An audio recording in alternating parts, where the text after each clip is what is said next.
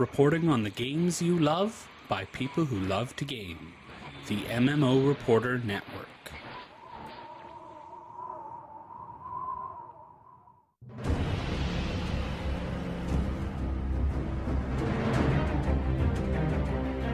You're listening to Crowfall Reporter on the MMO Reporter Network, brought to you by Doghouse Systems. Choose your weapon with Doghouse Systems. And by Audible. Go to audiblepodcast.com/MMO Reporter to get your first month free.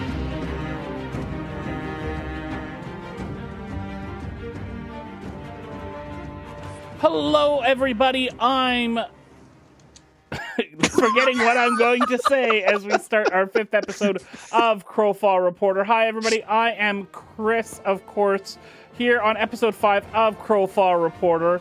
And we have a special treat for you today as we start off this episode, of course, on October 21st, which is Back to the Future Day. But before we do that, I'm joined by my wonderful, exceptional, extraordinary co-hosts. First, we have the king of the Wild West, Mr. at MMO Matty. Hello, Matt. Hello, hello. Where's my hoverboard? Sorry. Really? Yeah. Yeah. And what they're calling hoverboards now, they ain't no hoverboards. Sorry. And the one, the only, the epic, the man with the plan, Mr. at MMO Bill. Podcasting at 88 miles an hour using 1.21 gigawatts of electricity. Hey, Chris, how you doing? Gigawatts. Is it gigawatts? Damn it. Come on, get it right. And that is the last that we will do of Back to the Future Day, as awesome as it is, because this is Crowfall Reporter. Even though I kind of forgot at the beginning, you're not going to forget because that's what you're listening to. So we've got tons of news. We've been away for a few weeks. PAX kind of destroyed our lives with the start of school afterwards and work and all that sort of stuff. So we are back. We are ready. And we have a lot to talk about. But before we get there, we're going to go very quickly into what we have been doing recently. We won't spend a lot of time on this, but let's go real quick. Adora Bill, your turn. Go. This is easy. I've been playing Guild Wars 2, and that's it. And it's not because I haven't had other games that I wanted to be playing. I really wanted to jump into Sword Coast Legends. I've got Heroes of Might and Magic 7 sitting there waiting to go. I've been itching to play Elite Dangerous. Like I've got a great long list of games that I want to play, but I've just been touching up on Guild Wars 2, getting ready for the expansion launch in 2 days. Count them, 2 days. Nice. And that's about it. We did have a PvP night a few weeks ago, and we had some limited success. It was good. Yep. We did. Actually, and I've been doing a little bit of PvP on my own. I'm sorry, it's not technically cheating. But I actually, How could you? For the first time, I PvP'd as something that wasn't my thief. I actually took my ranger out and cleaned up. I don't know how people who go into PvP as rangers don't just win every single time, because it's just the easiest thing I've ever done. Yeah. So we're not going to mention that I normally play as a ranger, are we? We need you. Yes. All right, Matt, what about you? What's been keeping you busy? I have dabbled into Sword Coast Legends, have not played with anybody else, but just have been playing the single-player campaign, and I love it. I love it. Have you finished Act 2 yet? No, I'm not even in Luskan yet. Oh. Hey, spoiler alerts here, people. Hey, I mentioned parts of the game, not any actual content of the game. That's all I was getting into. Just curious. This is the truest form of spoiler alerts, because the game has been live for like a day. So there's zero justification for spoiling. True. Very true. Okay, what else? What else has been keeping you busy? Couple runs in Darkest Dungeon, because there's a new dungeon that they added to it. And then, of course, as always, I have been driving around, smashing and capturing portals in Ingress. Go green! Yay! That causes more heartache at PAX than I care to share. As for me, I've been playing Neverwinter on the Xbox. I've been playing a whole bunch of other games, but really I want to focus on this. Neverwinter on Xbox, still not happy with the PvP system on there, and it looks like I'm not the only one because it also comes up on the forums. So it is a problem. Hopefully they fix it. Go check out if you're interested in Neverwinter on Xbox or PC, go check out our Neverwinter Underdark interview that I did last week. And Sword Coast Legends, I have made a beginner start to a quest chain that I want to run people through at some point. So I'm looking forward to being able to do that. It's going to be a lot of fun. But mostly I've been looking at Crowfall news. And while there hasn't been as much being released, I think there's some good stuff, especially since we last recorded. There's been some really, really great information about sort of the short-term time frame for what's coming with the game. So that's everything that we've been doing. Well, not everything, but that's a quick highlight of what we've been doing out there. If you like the show, if you want to see more, go to patreon.com/MMO Reporter. Support the whole MMO Reporter network and everything that we do. Also, leave us a review on iTunes. Let us know what you think of the show. Now, let's move things along to the news.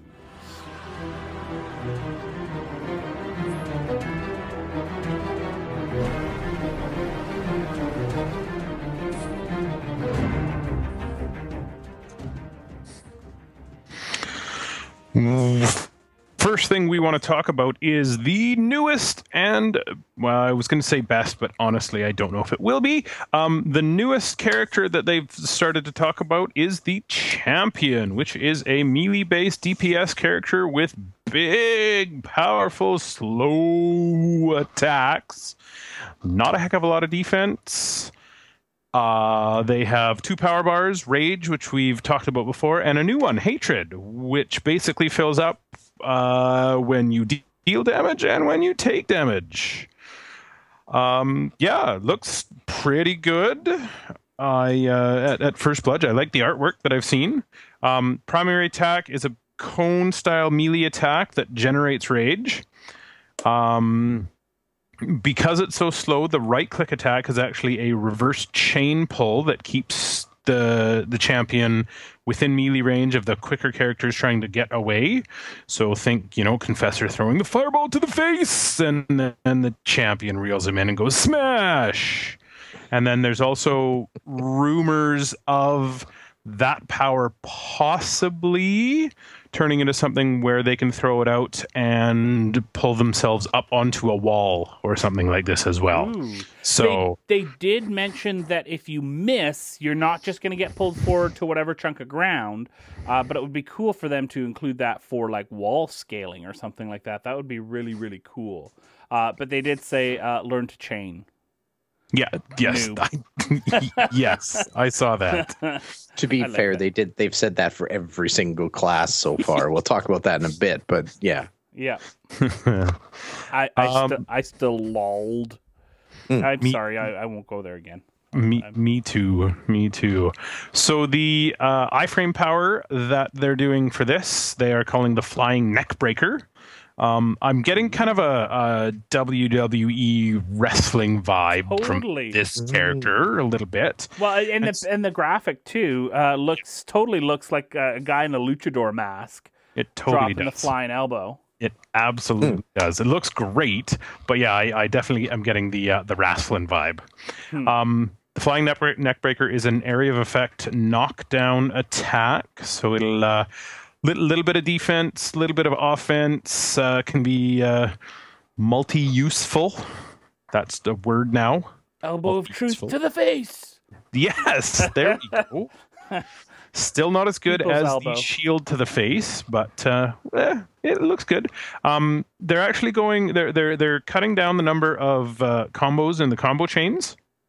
I think this is the first character of the ones we've seen where they've not had 5 levels. They've actually cut it down to 3, which is interesting and may make it easier for people who are a little more button mashy, like me. Well, but you're not going to be able to just button mash because the attacks are slower. So it's not like click, click, click, click, mash, mash, mash. It's click and click. Click. True. This is very true. And that's going to be the trick, because I mean, I don't recall a PvP game ever where the slow, powerful classes did well. Like, typically, as soon as there's a modicum of skill on the field, it's the quicker mobile classes that just eat these guys for lunch. And that was my thought too. If this turns out as it has in so many other MMOs, it's gonna be brutal to watch. But they've got a few things to go against those fast-moving characters as well. With, I don't think we've gotten there yet, but the hurl bat, right? Yeah. Is that? Yeah. Yeah, that's what it's called. Yeah. Which adds a bleed and a slow. And the cool thing about that hurlbat is, to my understanding, it's the only kind of ranged one you can actually do while moving. So far that we know of. So far that we know of. Yeah. Yeah. Mm-hmm. So yeah, it looks like they are trying to mitigate that, but yeah, I could see this ending badly. I really hope it doesn't. Don't get me wrong, but. And then, of course, there's the next skill. Like, we need to. Yeah. So, and there's also dirty fighting, which is a health regen that we're not talking about the next one that you're talking about quite yet, Bell. We skipped. Yeah. That's going to be the denouement, the grand finale. Yes, it is. Dirty fighting increases health regen the lower your health level is. There's, from what I remember reading, there is some technical bits that might make that a little tricky to implement properly, but yeah, it definitely could be cool. Massive Cleave, 2-part combo, cone attack, transitions into Whirling Pain, which is a channeled area of effect attack that basically you're spinning your giant axe in circles and moving forward while hacking all your enemies in front of you. Mm-hmm. Yeah, and then there's Strength of the Mountain, which is as I called it, the holy crap, I'm gonna die power. It roots the champion in place, turns it into granite, and every time you are hit while in that form, you actually gain a damage buff. So when you come out, you can deal massive damage. And combined with dirty fighting, with the health regen, hopefully you'll be nice and buff and healthy and doing lots of damage. And now the last one is called Ultimate Warrior. Yeah. Why are we talking like Macho Man Randy Savage? Yeah, I did that. Totally We're talking like the Ultimate Warrior. I know. I went Macho Man there. Sorry, guys. This is the power that's linked to the new Hatred power bar, which builds up and anytime you're hit or receive damage. Basically, you build it up, you trigger it, you become a stage 2 champion. You're basically a bigger, badder version of the champion, and you get a nice little damage buff. And the cool thing about this is there's more.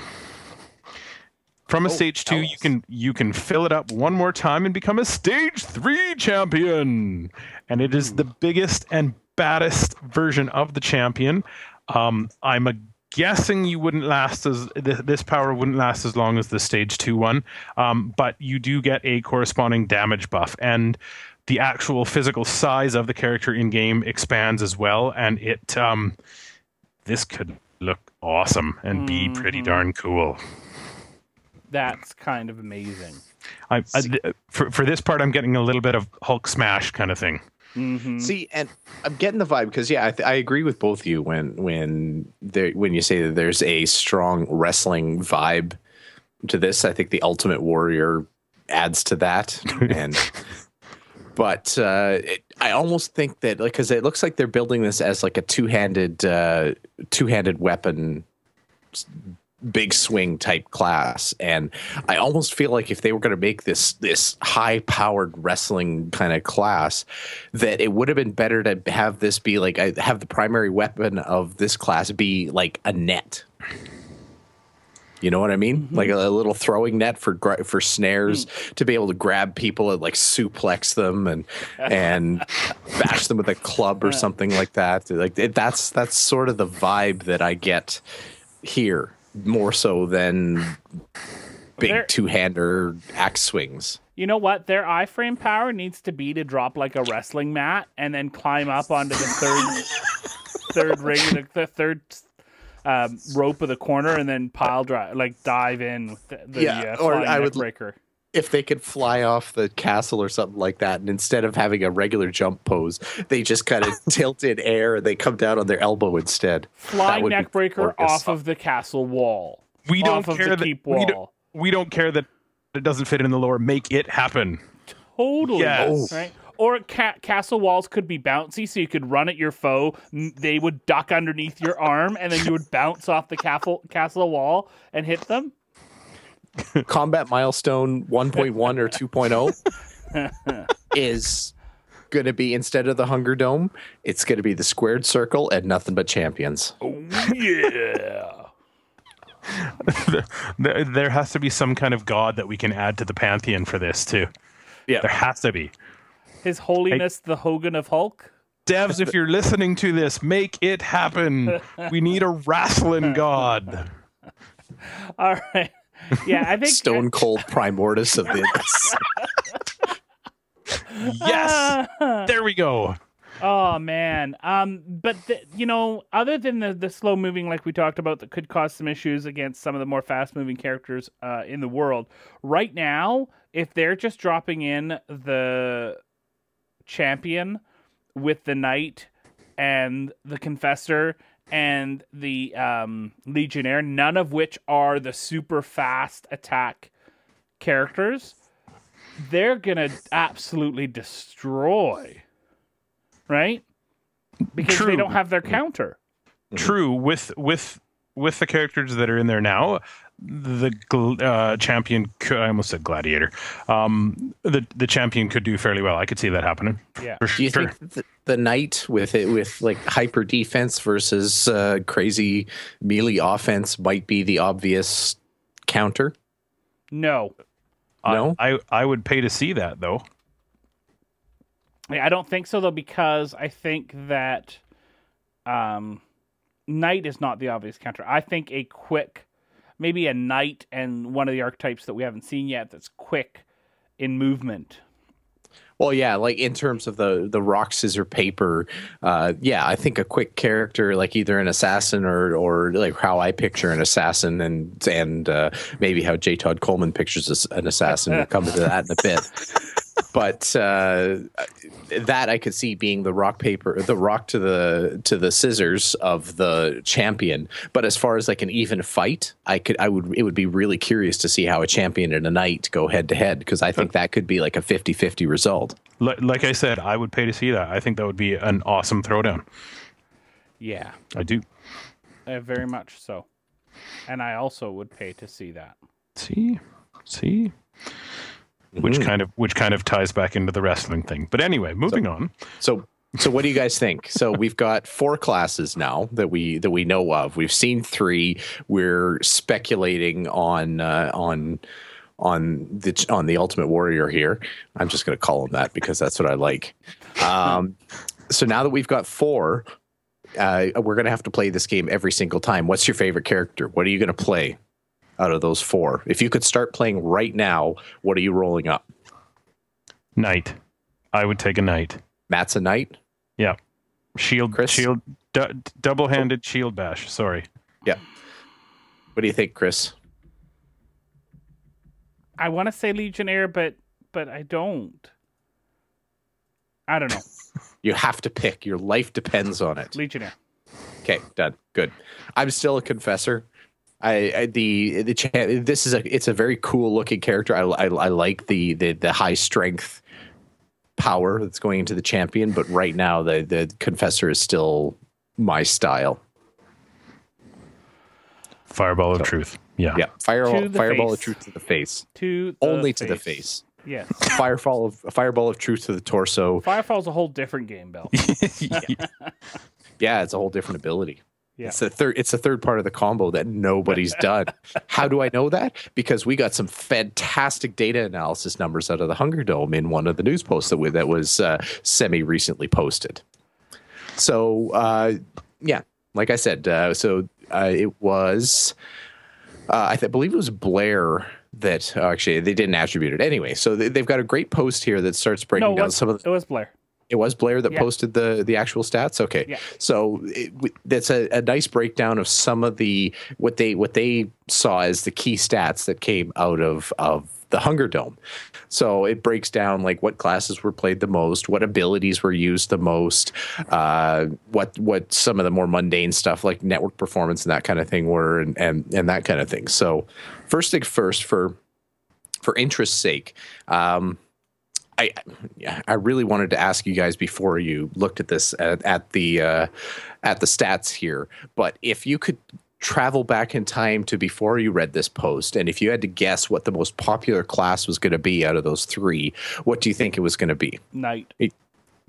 The Knight strikes you as I honestly, you're not going to believe me, but I probably would have guessed Confessor. Yeah. And I actually would have probably guessed Legionnaire. I would have thought that the horsiness and the straight line speed and everything like that would have got the creative juices of all the pre-alpha players going. So, but the truth of it was they confessed the truth was that the Confessor was actually the top class used in the Hunger Dome. Slight margin over the Knight. The Legionnaire was less than half of the usage of either of the two classes, though. Yeah. Like, just barely used. Yeah, and totally. I mean, that's my guess is that there's just a lot of people that don't like to play support classes. I don't know. But because they did talk about it really as a support class. But I think it's harder to play, too. Yeah. Well, the thing is, how do you know when you're pre-alpha? This play session was everybody trying it for the first time, and but then they played another match, and then they played another match. So they did Legionnaire once, and they're like, "Nope, not going there again." Confessor, fireball truth to the face. I can do that. And then the Legion, and we talk about this a little bit later on, but there was a lot of the Legionnaire not being played as really a support class. It wasn't being played like they had thought, which I found interesting too. So, anyway, so that was the breakdown of the different classes. They also talked about the various power usage here, and you could see they've got some graphs here. I'm not going to break down every power here or anything like that, but predictably for each class, the basic attack one was by far the most common ability used. But the thing that was curious, and actually it was curious, it was pointed out in the post, not a lot of the combos were actually finished.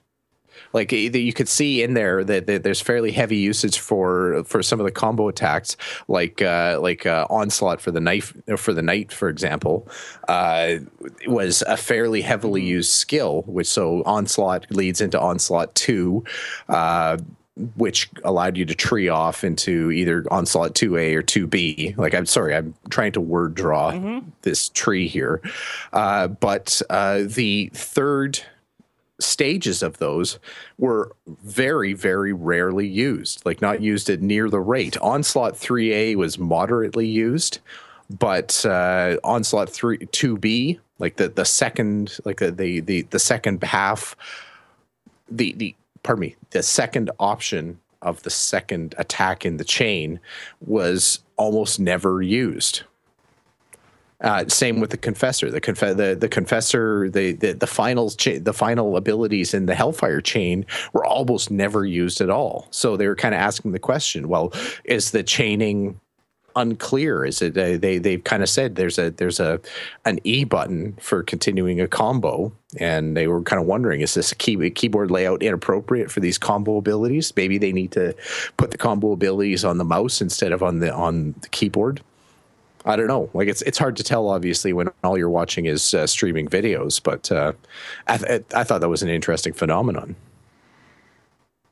Yeah. Yeah.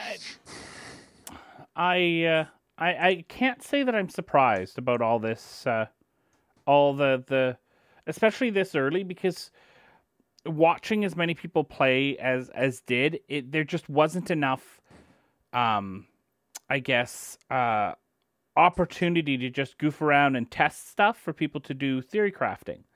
Mm-hmm. It was always, you got to play, you got to play, you got to play, you got to win, right? Or else you were wasting the time of your team in that game. So, you know, maybe Onslaught 2B is the most efficient attack but in the whole thing, but it didn't feel that way in those quick play sessions, so it didn't get used as much. Yeah, I could see that, and it could be just the thing is, I mean, from a theory crafting perspective, I mean, these are not complicated ability layouts. Like, we're talking for each class, we're talking, what is it, like 15 abilities, and a lot of them are situational, and half of them are further down the chain, or further down chain attacks instead of being always available attacks. So I can't see that there was, it doesn't jive to me that there's a theory crafting or a lack of theory crafting that would have contributed to that. Like, to me, I'm almost wondering if it is just an awkwardness vibe to it. I'd be curious to hear from anyone who actually played in the pre-alpha, if it was just, if there was actually some strategy to that, if they deliberately avoided the chain abilities, or if it was just, because I mean, this is obviously early play for everybody, so nobody's an expert yet. So maybe it was just random button mashing, and this is actually a really good layout of what buttons are easy to hit and what ones aren't. Mm-hmm. Yeah. So he also talked at the end of the article about some of the back end stuff as well, right, Bill? Yeah, and this is actually. They actually talked about this, and J. Todd Coleman actually talked about it a little bit in the interview that he did that we're going to talk about here in a minute, that this is a really good example of the open development that they've got right now, like the zero NDA development that allows them to put complex systems in front of people before it's been prettied up and artified and everything. Like, these are real words, honest people. And that they've actually been able to jump in and do some really quick troubleshooting on issues. So they found, for example, just a random network issue that they were able to solve really early on that in a normal development cycle would have been undetectable until many stages later in development. So both Blair and Todd really jumped on the notion that this path of development is going to give them a lot of insight that most games would never get, because everything is wide open. It's in front of fans. It's in front of the people who contributed to the development funding and everything like that. So this is actually a really neat experiment, just a game development experiment to be watching in front of us here and seeing what gets picked up. And I wonder if that's going to ultimately lead to maybe a more polished product earlier in the development cycle. Yeah. Still gray boxed, obviously. Mm-hmm. It's going to be gray blobs of clay until the week before release. Yeah. I hope not. Mm-hmm. So anyway, I did mention that J. Todd Coleman, out of the analysis that happened in the Hunger Dome, J. Todd Coleman actually had a pretty good interview over at MMORPG.com talking about what they took away from this phase of testing and development here, and really mentioned that they it's a valuable thing for them to not have an NDA at this early stage. And that's fairly blasphemous coming from anybody who's been a game developer in a long time, because most studios, most games would be mortified to have the public see their game at this stage of things. Like, there's just so many things that can go wrong. And I can empathize with that for sure. But obviously Artcraft has really just jumped right into the deep end here. And they've thrown all kinds of caveats over everything they've put up, saying this is so early that we can't even call it alpha. It's early. It's going to be terrible. It's going to be ugly. Just bear with us, please. And they've actually put out something that's pretty appealing right off. Like the whole Hunger Dome thing was actually fun to watch. I was enjoying the streams that were happening. There was obviously some tearing, there was some graphical issues, and it wasn't nearly a finished product in any way, perfectly expected. I was really impressed at how far along it looked. Like, it didn't look like a game that had been basically in the works for a matter of weeks/months. I would watch it, and I did watch it. I enjoyed it. It was a lot of fun to watch, and I would play it the way it is too. I think they really, really, really did a good job of just making it abundantly clear over and over again. Hey, this is not even remotely close what it's going to look like. Bear with us, like you said. I think they did a really, really good job of that, of just making it clear. So, yeah. So they kind of the next interesting point that I mentioned, we talked a little bit about how the art is a significant piece, but when you're developing this way, it's not important. If you can manage expectations to the point where they're just telling everyone, yeah, the art is actually not in the game, we're going to be doing gray blobs.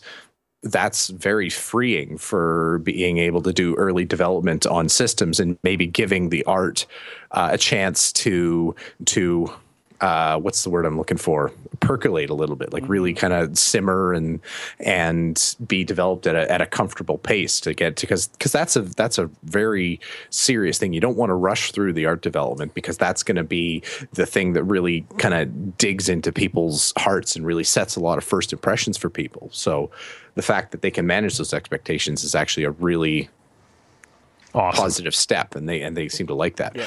The one that I liked, though, is when he started talking a little bit about kind of the historical place, or the relative historical place that they're developing Crowfall in terms of the history of MMOs. And of course, Todd has been at most, or been a part of most of the stages of modern MMO development, and he kind of compared how in the late 2000s. The whole MMO field was just flooded. Everybody saw what World of Warcraft was doing, and they all wanted a piece of that pie, and everybody was desperate to try to just do slight variations on what they'd already seen was working for Blizzard and a handful of other games. And the market just became flooded with slight variations of games, and like everybody trying to do the same thing. And it was messy, and it was, they use the analogy that it was a bloody, messy ocean of MMO development. And now that that's kind of passed, and the World of Warcraft is starting to settle down, and the industry has kind of realized that you can't just clone World of Warcraft and make money. You still actually have to come back and make an original game, something that's appealing. It's almost like it's a fresh landscape again. You're seeing all these indie studios kind of coming up, and they're a little bit free to come up with or to build new ideas, or try something that's a little bit outside of the box, and not necessarily be beholden to major publishers or anything like that. So that's actually that's the one that I really wanted to put to you guys. What do you think? Do you think this is an accurate picture of what the MMO landscape was 8-9 years ago compared to what it is now? Absolutely. Yep, for sure. Good discussion, guys. Good talk. That was easy. No dissent here. True or false? You have 8 seconds. Go. Yes. True. Okay. So anyway, interesting read. I hope he actually kind of expands on that a little bit more as development goes, because I just love that kind of the history of MMOs, because I'm old and ancient, and I saw when the hills were due. So the other interesting stat, there's lots of good stuff. Like I said, it's a good interview. Is that Todd kind of mentioned a little bit of what he's projecting as kind of numbers that might come out when Crowfall is ready to sell. I mean, obviously, this is so early. This is, I don't want to say it's pie in the sky guesses, but it's probably not too far off from that. But Todd is kind of projecting that when the game is done, that the player base is going to be roughly about a tenth of about a tenth of the player base is going to be people that are backers that have actually they've done the Kickstarter, they're pledging right now, and that's going to be 10% of your players, and the other 90% are going to be people that kind of jump on and play the game, which seems a bit exaggerated, except when you tell that he says that means that they might be looking at a player base of about 275,000 players, which when you talk about really, you talk about MMOs even in the late 2000s or today, that's a tiny player base, but Todd's considering that as a successful number at this point, which kind of tells me quite a bit about how lean the development team is there, and then kind of the leanness of the goals that they're aiming for.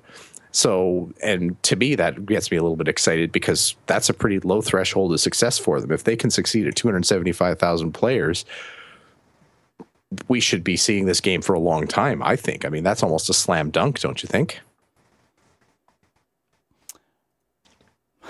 Chris? I'm still going back to, because when I read this, and it just brought me back to that thought when you mentioned it, the idea of 275,000 being a home run for them. They're really happy. That would make them ecstatic. That's looking at about the numbers of the original EverQuest was around that. And that was a huge game at the time. Oh my gosh, everyone is playing EverQuest. Yeah. 200,000 people. That's everybody. Because really the market was so small at that time that that was a significant portion of the gamer market in North America. Of course, the market is way beyond that now. That's obvious. But a game that requires interaction with other players, which EverQuest had a strong enough PvE part of it, and had a lot of requirements for grouping to get through the content, but you could get on and do stuff without other people. And yes, you're still going to be able to do the same with Crowfall, but with the amount of game types available, I hope that there's enough people in the end that when I jump on and I want to play, because, I do have 75 million years worth of VIP time, I will have people there that I can play against, that I can PvP against, that will help me build my keep or help me destroy somebody else's keep. Yeah, that's it for me too. I want to be able to log in, and if they are really, really focusing on the PvP like they've talked about so much, and not ignoring the PvE, but not focusing on that, I really, really hope I can log in and play with other people and get something done, and not just be like, this is boring. So really, really hope that comes to fruition with that number. Yeah. Hopefully. All right. Sorry, Bill, we kind of got off track from your question. What was it again? True. Well, yes. Well, what do you think? Like, is this that seems like a small number? Obviously, we were kind of dancing around that a little bit. That seems like a small target to be aiming for, but it's also that to me makes it an achievable goal. And this is, for all our excitement about it and the excitement that we see in the community that we're a part of, this is a niche game. This is not the next Halo. This is not Destiny. This is not, this is a niche game. It's not the next Assassin's Creed. And not anything that Blizzard puts out. So I think 275,000 person player base, if that's a success for them, that's fantastic. Yes. That is great. All right, let's move things along. We've got our sponsors to thank, audiblepodcast.com/MMO Reporter. Go there if you want to sign up for Audible. You'll get a free month if you do. And check out all the audiobooks that they have there available for you. And, of course, our friends over at Doghouse Systems. Go to doghousesystems.com. Use the coupon code MMO Reporter. Buy yourself a new system for Crowfall. And you'll get a free 120 gig SSD just for using that code, MMO Reporter. So let's move on to the second segment.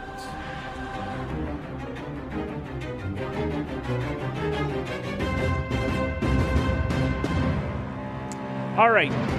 So we started with the champion, because that was the latest, greatest. And then we talked about the past. Now we're going to talk some more about the future.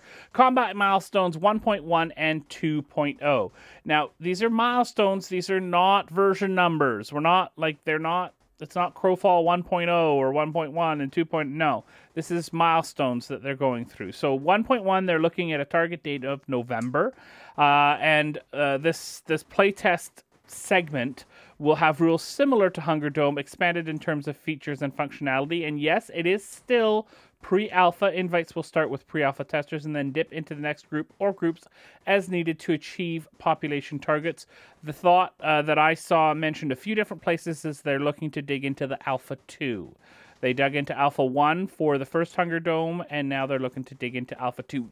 Yes! Sorry. Did I use my outside voice for that? Yes. Yeah. You did. Yeah. And optimization will be the priority for this one to increase server performance and reduce lag. They are, of course, finding a lot of stuff. And I really like, they mentioned it in the stats article for the Hunger Dome, that I really like that the thing they mentioned, a lot of times with other games that don't go out to the public until they're in, alpha or even alpha 2 or into beta, early beta stuff. They don't get out to a mass group of public people. It's always internal. They're able to fix a lot of the server stuff that they can't test on site. So this is really fantastic that they're doing all this stuff. I'm happy. So yeah, they're going to be optimizing some more and increasing server performance and reducing lag. And I do believe they're adding the champion in 1.1. I'm excited about this, gentlemen. Are we excited? More Hunger Dome-ish stuff? Yes. I honestly think in this the champion could be cool because it's kind of wrestling like. I could not see an archetype doing better when the hunger is gathering around the fountain or the flame or whatever it is at the end than the champion. The champion. I was just picturing that as people start to get pressed up against walls and structures and that kind of thing where they can't go into the hunger unless, of course, the hunger's broken, which happened. Again. But to get pinned like that in close quarters combat. But again, that's where I think you see some really interesting knight versus champion battles. I think the Legionnaire and the Confessor would get torn apart, obviously, in close quarters or forced close quarters. But yeah, it could be cool. Can't wait to see it. Have you met my friend Double-Headed Spinning Axe? Chop, chop, chop, chop, chop. You said it, but I actually thought that. Absolutely. Yep. That spinning axe power, bye-bye everybody else. Exactly. And after that, they'll be talking about 2.0, and they're not going to talk about it very much until after 1.1 starts. Then they'll start to give out some details about the 2.0 combat milestones. This will not be Hunger Dome. They have not talked about whether it will be something completely different or a variation of like I see these as like arena style things or battleground style things, right? Not full on, in the end, Crowfall is going to be this big, huge expanse of maps.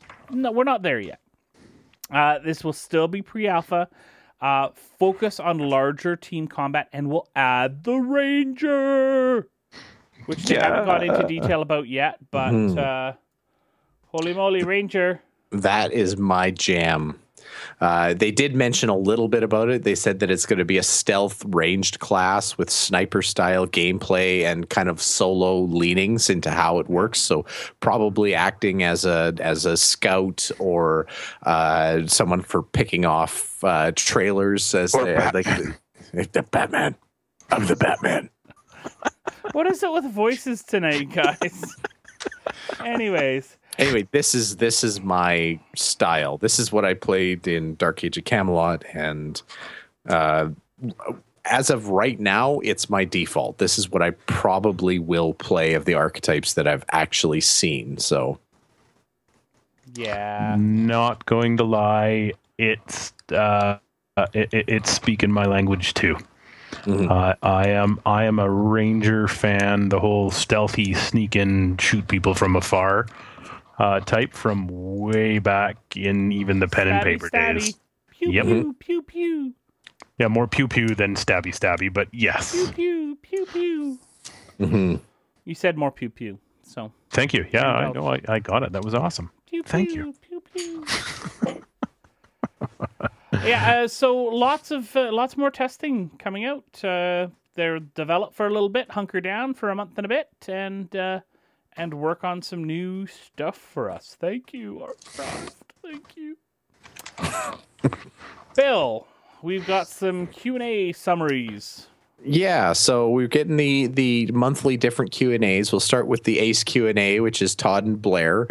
And we're not going to go through all the questions here. If you want to watch it, it's another good video with some pretty good questions asked here. Highly recommend going to check it out. The one that I kind of zeroed in on, though, it was the talk that they had. There was one question around how strongholds, points of interest, and kind of those resource type areas. How are they going to do offline? Like, what kind of protections are going to be there to make sure that you don't just get the Midnight Brigade rolling in when everybody's logged off and then they just go pick off what's there? And they Todd and Blair kind of made the comment that the strongholds at least are going to be designed to be just strong on their own. So whether somebody's defending them or not, it's going to be a bit of a task to actually go in and take one anyway. So as long as there's that should allow itself a modicum of protection. There's also going to be a bit of a mechanic available to protect those spaces for about, right now the number they're throwing out is about 72 hours. So essentially, when you claim something, it's not going to be one of those things where, okay, we finished claiming it, everybody's got to go to bed, and boom, they lost what they claimed 5 minutes later. So what do you guys think? That's obviously a problem. It's certainly a problem in Guild Wars 2. I see it. It was definitely a problem in Realm versus Realm in Dark Age of Camelot, where you'd get a whole new kind of meta game happening after everybody went to bed. What do you think of this? I think that, and watching the video too, they discussed it for a few minutes. And I remember watching an older video where they talked about map and design that had to do with this as well. It's a process to take a keep, right? Mm-hmm. And strongholds, it's not going to be something that you can just walk up and do. So I do think that's a good thing. I don't like the way it works in Guild Wars 2, where you just steamroll over everything in Zerg, and this seems like it's going to have to require a little bit more planning. So that's good. If I've taken the time to capture a stronghold, I definitely don't want somebody sneaking up there in 5 minutes after I've logged off to be able to take it right back. I think this would be good. I really do. Mm-hmm. Yep, I agree. Yep. Yeah. I think the interesting thing it's going to be, though, or the interesting that's going to be there is what is guard duty going to look like? Like if you're not logging off or moving on to something else after you've established a stronghold or after you've taken a resource point or something like that, how does guard duty become fun? Because no one's going to want to sit there and just watch and see what happens. Right. So I'm wondering what mechanics are going to look like that allow, like scouting, for example. How is that going to affect the rest of your realm? Like, how does scouting information get projected more than just in chat saying 50 people over here? Also, like if there is an expectation that people need to kind of hover around what they want to keep and claim, how much movement is going to be possible? Like are you going to be wrecked if you're 5 minutes late getting back to defend your stronghold? Mm-hmm. So that's kind of thing. So it kind of opens up a whole metagame on after that, in that yes, it's gonna your stronghold is going to be defensible on its own for a while, but what's the game? What do you do after you've claimed it and still have fun? Yeah. So anyway, anything else jump out of that chat for you guys? Matt, is there anything that piqued your interest in there? I was interested in the whole supporting players who don't want to participate really in the whole economy, the Shadow Realms. I found that fairly funny. I thought that was hilarious. So basically, to me, the question is, how do you want to treat the guys who don't really want to play your game? How are you going to make your game fun for the people that don't want to play your game? Yeah. Yeah. Exactly. Okay. Exactly. Yeah. Yeah. No, like I said, it was just a funny question. That was the other one that caught my eye, kind of. So, yeah. Anything jump out for you, Chris? Not particularly. It's a trap. Yes. You were desperately searching for that. You wanted that conversation to last just 10 seconds longer. Like 7 even would have done it. Like 7. Right on. No, I like everything that's in there. I like the fact that spells and objects are going to have trajectories in them. The talk about servers, and they talked about their server infrastructure and how easy it is for them to just pop up a new server in a new location, and that's really fantastic stuff. Yeah. I mean, from an IT guy perspective, I actually think that's kind of cool that the notion of totally. setting up a new server is minutes of work, because like I can relate to the talk that they were having that if having to set up a new server in the bad old days was a monumental task and required meetings and discussion and money, that's not the case so much anymore. Yeah. Anyway, very cool. Yeah. Very, very cool. All right, Matt, you're up. Alrighty, so combat chat. Talking about strategy, talking about some of the powers, player distribution, and talking about what people weren't doing that they were a little surprised about. Some of the strategies they noticed, chests all over the keep, and it turns out they were mostly ignored. Really? People weren't really doing much with them. Yeah, which was kind of weird. So the chests were like, people just didn't know that they were there. I wonder if they were hard to find or something like that. I don't know that they really went.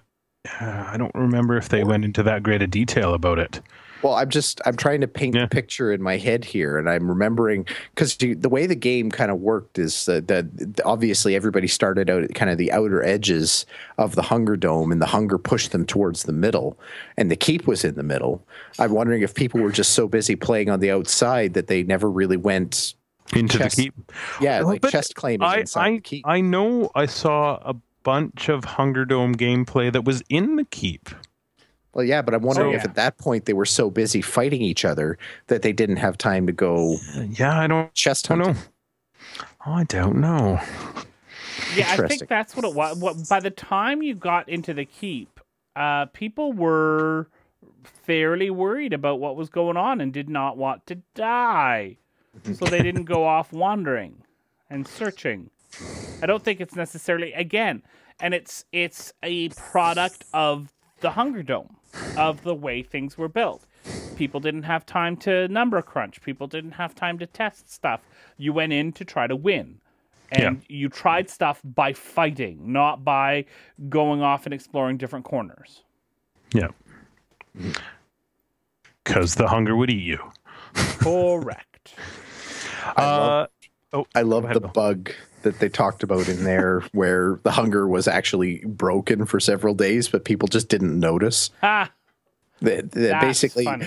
The hunger was it was broken in this. Well, first of all, it was broken in the sense that it was damaging campfires and it was damaging chests, and basically it was affecting items that it didn't want it. So the workaround for that was to turn the hunger off, but still have the graphics in there. So the players were still playing the game like the hunger was a serious, scary thing, until like occasionally somebody would accidentally fall into the hunger and nothing would happen.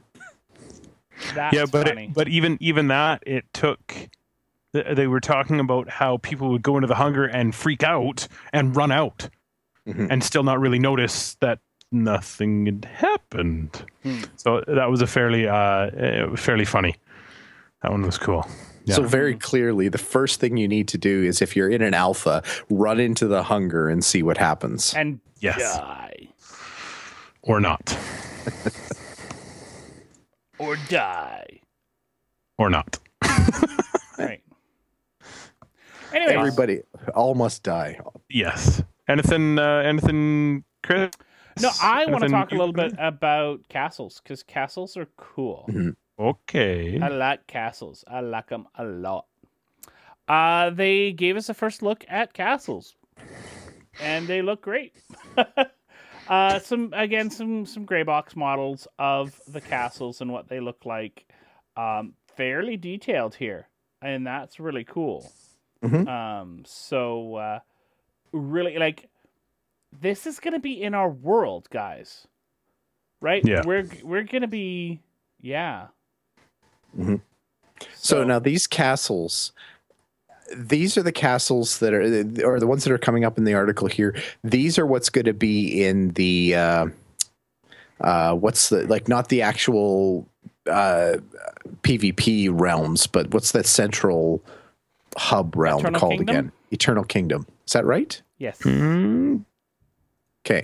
Eternal Kingdom. Is that what these are, or are these actual, like, castles that get built in the proper game world, in the actual combat game world? I don't know. Oh, It's a large castle do- stronghold, so this is going to be in the game world. So this, So So this kind of it's- does. it's going to be using. They're going to be using the same template in both the campaign worlds and the Eternal Kingdoms. Yeah. Okay. So you're going to So- be able to be fighting like door to door in this huge castle. Well, yeah. Looking That's at this, awesome. this is a. It does lend itself to the idea that, yes, it will actually be difficult to take these castles. Like, you look at some of these where you've got the outer city walls and then an inner. Oh, If you're serious about defending, yeah. boy, you just set up camp at the top of that hill and rain down range attacks on everyone trying to run up on Right. you. That could be amazing, especially if they do have true physics where height is going to matter in terms of the range and velocity that you can get on your projectiles. Except they can just blow a hole in one of the castle walls. Well, right? can they? And yeah, because it's destructible. Yeah. Yeah, but how hard is yeah. that going to be if you're trying to do it from the bottom of the hill? That's true. That's like, I have a feeling that's where the part of the challenge is going to come with some of these more advanced strongholds. Not to mention, I'm already picturing a defense system where you've got a savvy guild that knows they're being attacked by a strong force, and they're going to hole up in one of these tiny little houses or something like that. Wait till the force is beating on the gate or something like that, and then totally attack them, sneak attack them from behind. Yeah. That's what our guild's going to do, just so you know. hide in a tiny house and attack from behind. Yeah. Perfect. Yep. You heard it first Exactly. here, folks. None of this head-to-head crap. That's for Heck suckers. no. Heck Yeah. no. No. We don't do that. No. All right. Last bit here, Bill. Go ahead. Yeah, you introduce this. You introduce this. Just a last little bit here. They put out a little Halloween piece. They were having they in the spirit of costume contests and everything like that, as well as in the auspice of trying to knock J. Todd Coleman down a peg after his monster design episode a few weeks ago. They invented J. Todd Coleman, EMO ELF Assassin. And it's a hilarious video about J. Todd Coleman basically getting into the assassin costume that they put together in the art in the game. They made him look very close to what the art of the character is. And anyway, Chris is starting to play it here. We'll give a bit of a listen. And for the people who stream, see the actual video. Catchphrases that nobody recognizes. It's kind of like your soul flying around. And you know what else? Looks like Batman. The video's got like 1,200 hits, and he's half of them. 1,200 views. Do you see that? Ooh, 1,201. 1,201. Good job. How many of these did you order, Todd? I don't know, maybe 15,000. Are you insane? I figure if we can make him a little embarrassed, he'll just drop the whole thing and we can get back to work. Your fans. They desperately want you to be in the costume contest. Oh, my fans. That totally makes sense. Did they pick a character for me yet? They did. I did. Emo Assassin. We can give him some ears and some bracers and the leather pants. Yeah, leather Pants pants that lace up the side. So we're gonna skip ahead a little bit just so that you can see what they do to him here. Okay. Man. I mean, like, Are they tight? That's girl, they tight. Here Who are we you go. dressing as? not too short, right? Yep, that's a razor you hear. But this is the worst thing I ever signed up for. Elf My ears. first elf ears. So we didn't really have to shave my arms. That's true. Nope. No. And then they're painting him. And let's see the final product here. You guys have any lions? Jalapeno ranch. We've created a monster.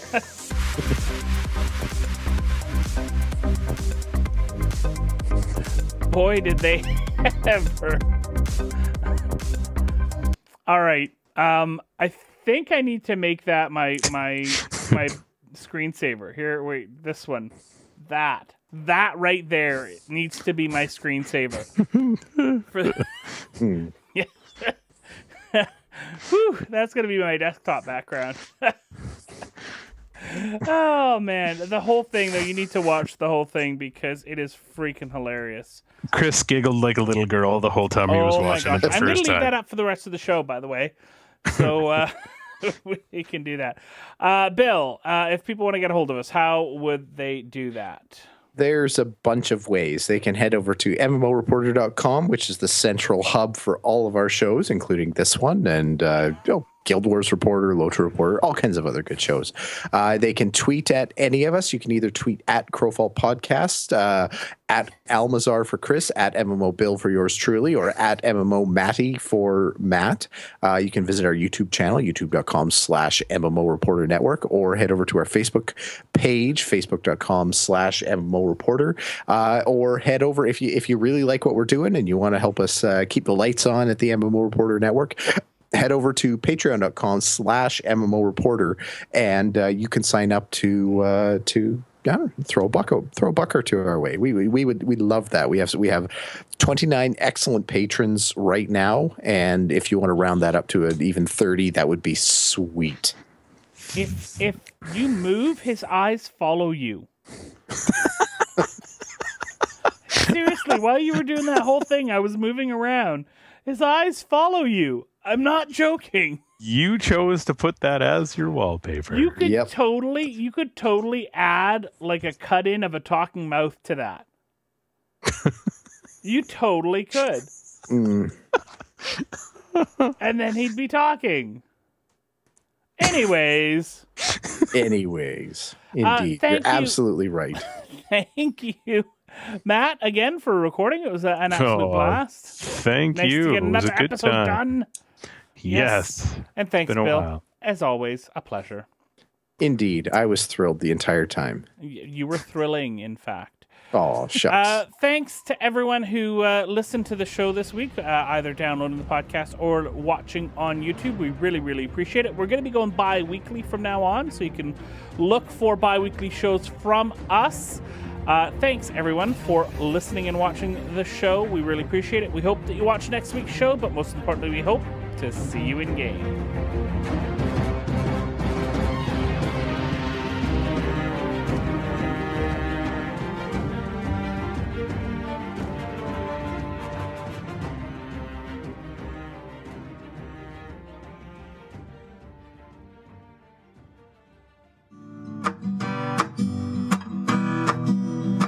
Thanks for watching the video, everybody. Don't forget to check out all the other podcasts at MMOreporter.com or by clicking on any of the links here. And please check out our Patreon campaign at patreon.com/MMOreporter. Thanks, everyone, and see you in game.